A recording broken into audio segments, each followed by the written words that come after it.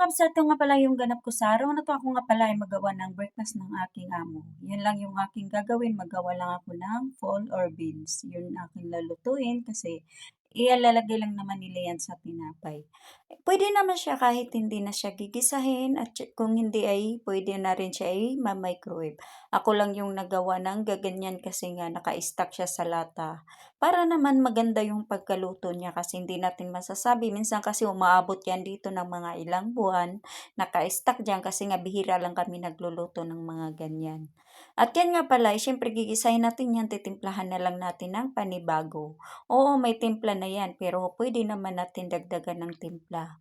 Tapos lagyan natin ng kaunting madyon, tomat, para naman kahit papano magkakulay-kulay. Kasi nga, kung makikita mo siya sa lata, pulang-pula talaga yung drawing niya. Pero nung sa loob na namumutla na siya.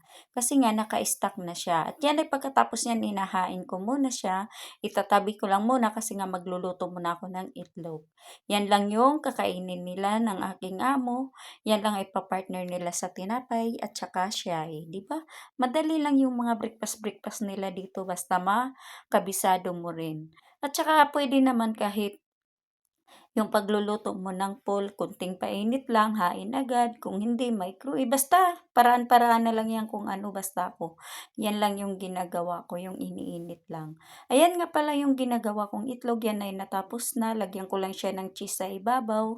Kasi, yan lang yung gusto talaga ng amo ko. Basta pag ganyang luto, lalagyan ko lang siya ng cheese sa ibabaw. Ay, syempre wala kaming luto kasi nga, ayan, nag-order sila sa labas. So, diba, manok na naman. Yan nga pala ay dinner namin. O, di ba?